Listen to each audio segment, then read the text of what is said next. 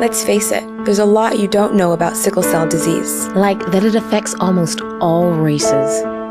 Like that it affects millions. That it can be unbearable. That it's the most common genetic blood disease in the country. But awareness and understanding are still far too uncommon. Let's face it, there's a lot you don't know about sickle cell disease. And that's a disease too. Call the 211 info line to learn more. Welcome. My name is Virginia Pratiller. I serve as Executive Director for Citizens for Quality Sickle Cell Care. And today we're doing another episode of Face Sickle Cell. Today I have with me a wonderful person. I am both privileged and honored to have her with me today. But I want to introduce to you Kimberly Syphrett. Would you just take a moment to explain what sickle cell is for you, what it means? What is sickle cell disease? Well, there's lots of research online. People can certainly look up sickle cell anemia online and get lots of good information. Mm-hmm. So in layman's terms, mm-hmm. For me, I think of a sickle cell as just, if you look at a sickle cell under a microscope, mm-hmm. It looks to me like an angry person. Mm. It looks sort of, if you've ever met angry people, they get all rigid and they mm-hmm. follow you around and they get stuck to you. I don't mm-hmm. know if you've ever met people who are sort of in that phase mm-hmm. of anger and kind of won't let go. Mm-hmm. And to me, I often think of a sickle cell like that. And I think of my whole body as an environment as a result. So, so I kind of have to be aware of my body at all times because I know that my blood cells are going to be responsive to just about anything in my environment. Mm-hmm. Whether it's cold weather or hot weather, or whether I have too much water or too little water, or whether I have enough oxygen, whether I've gone too high in the mountains. Mm-hmm. So I'm used to thinking of my body as an environment. But sickle cell anemia itself, it is, the cells are shaped like sickles is what they say. Some people explain them sort of as being shaped like C's. Mm-hmm. If you look under a microscope, they're a little bit more, they're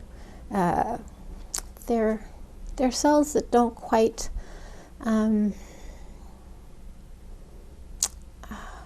how do you say? Look regular around. They don't look regular around. They're certainly not the healthy blood cell that's shaped like an O mm-hmm. and looks like the donut and is slick and mm-hmm. easily moves through and quickly moves through your blood system. Mm-hmm. A sickle cell is malformed, really. It's not yes. just a C. It's really mm-hmm. malformed. Yes. And so it's not picking up enough nutrition. It's mm-hmm. not picking up enough oxygen. Mm-hmm. Fluid is needed to keep the blood flow, right? And to keep the body properly hydrated is one of the elements for making sure that you don't go into a sickle cell crisis. Mm-hmm. And a sickle cell crisis is the painful expression of the disease. Mm-hmm. So instead of just calling it an episode, we actually do call it a crisis, as though you're dealing with a trauma, because mm-hmm. each time it is traumatizing. Mm-hmm. And those painful episodes often happen in the small capillaries of the body, where yes. the cells, the mouth-shapen cells, are actually sticky. Mm-hmm. So instead of those lovely round cells that mm-hmm. quickly and that are malleable and mm-hmm. and move through the body so quickly, the sickle cells don't do that. They mm-hmm. actually get stuck to one another, yes. and they sort of form a log jam. That's how it was always described to me. They form a log jam sort of in the small capillaries mm-hmm. of the body, mm-hmm. and often in the joints, mm-hmm. and elsewhere in the body. So you can even have cells that, and there are cells that don't reproduce quickly. So as a result, you can have a normal person's cells last over 60 days. Mm-hmm. My blood cells last for about 19 days. And normal person, whereas you say normal person would make a cup of sickle cell, like make a cup of blood, mm-hmm. I make a third of that, or maybe 2/3 of that if I'm very lucky. Mm-hmm. So I'm really running on fumes mm-hmm. for the rest of those 60 to 90 days. Mm-hmm. So a sickle cell can be a very demanding disease in that sense, but it's the malshapen form of cells that stick together because they don't have all the properties of a normal red blood cell. Anytime you have, I think, in my understanding, anytime you have a disease that interferes with the proper functioning of a cell, just like a cancer, you have a great deal of pain. And unfortunately, sickle cell is a disease that actually can create more pain than even a cancer patient would experience. So it's an important disease to consider when you think about it in those terms. Okay, and I think the other piece, and that was a very good explanation, the other piece that perhaps people don't realize is that sickle cell is genetically inherited. Yes. It's not something you can catch from a common cold or kissing someone, or you had a cut and your blood mingled with someone else's. That is not how we come into having sickle cell disease or the trait. So it has to be passed from parent to child. So I think that was a wonderful explanation, and I know there's people that may be listening to this episode today who may not have a clue, because while I'm in the community, there are many people who talk about, I thought sickle cell was taken care of, or they say they know what sickle cell disease is. And so one of the myths that we do love to break, and that is that sickle cell is more prevalent to the African American, but it has traveled globally around the world. And so we find people from India, we find people from Europe, Mediterranean, South America, all over the globe. Africa, it's just global. It's a global disease at this particular time. So there are Caucasians who have it. There are people from Hispanic, Spanish descent who have it. So I want to make sure that we bust that myth today as well, that you should know your status. Yeah, and I think you should know your status, and I think it's fair to say that sickle cell takes sort of a different form in depending on where you're from. So it can, so certain treatments for sickle cell may work for one person while they don't work for another. So we don't have a universal cure. Sickle cell is not something that you catch. You don't suddenly get it like a cancer. You don't just suddenly have it. You're born with it. But one of the protections is for people who have sickle cell trait. And it's one of those things that I think is rather fantastic. You don't get malaria. You're very unlikely to get malaria, which can be a lifetime of difficulty, can create a lifetime of difficulty for people. So people who have sickle cell anemia are typically have some sort of ancestry that comes from a place below the Mediterranean line, usually. As a result, malaria may have been prevalent there, and so they call it also a biological evolutionary function. So having the trait itself is actually a great blessing. Having sickle cell anemia can be a blessing too, and I'm learning to think of it that way more and more.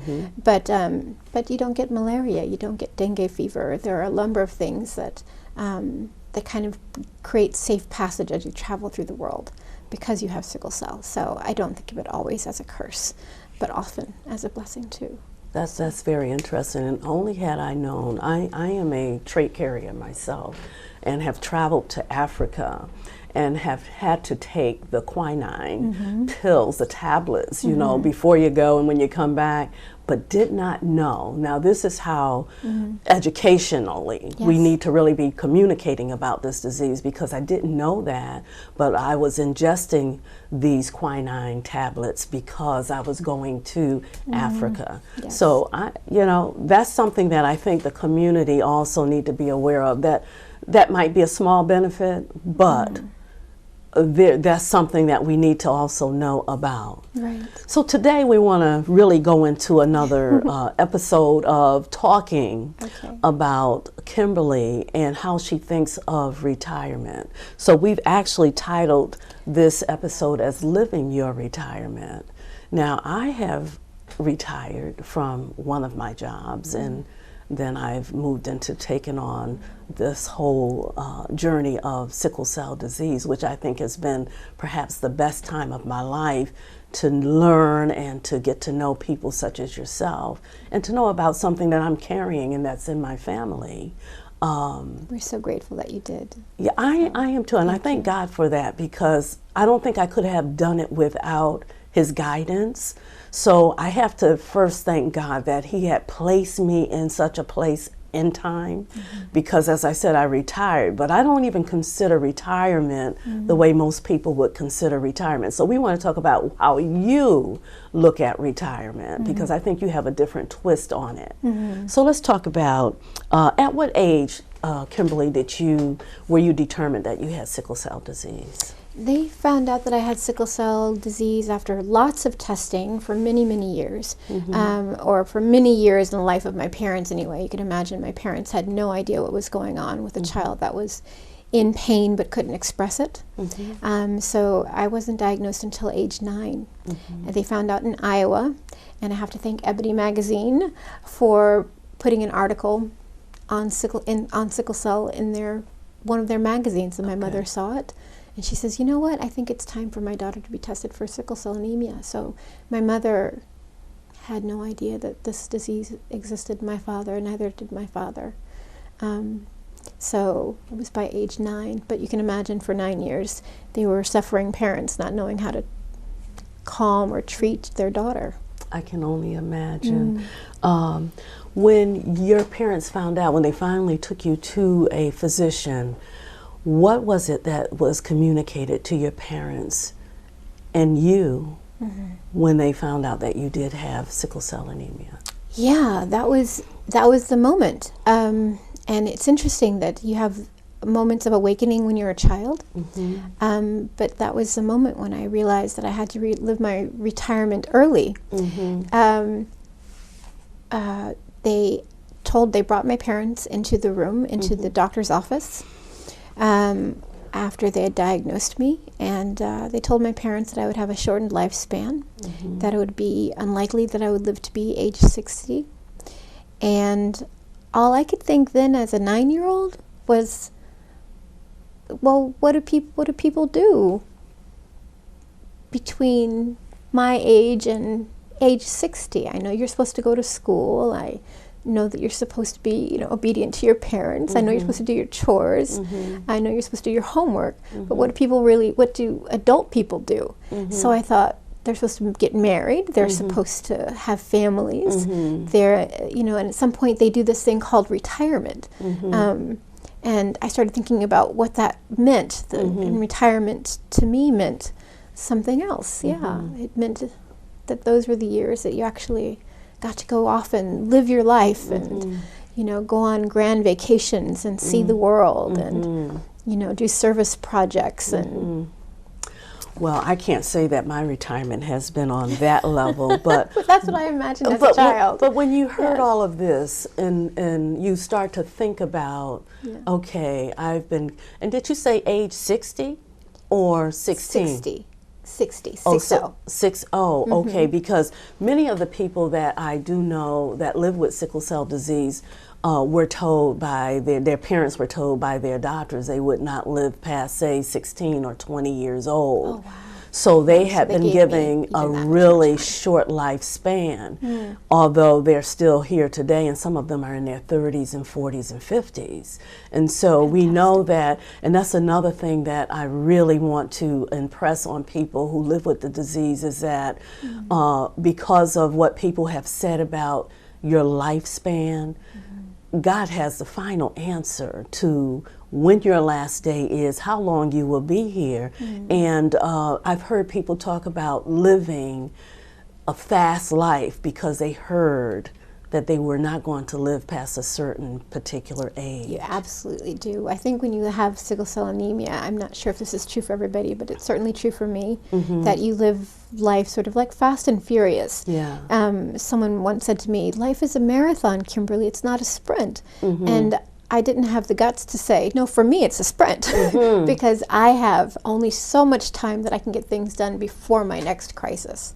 So during this amount of time, I can get this much done, and it has to be completed by this date, because that's about the time that my body's gonna break down. So I live a life like I was living, So I was running a sprint instead of a marathon.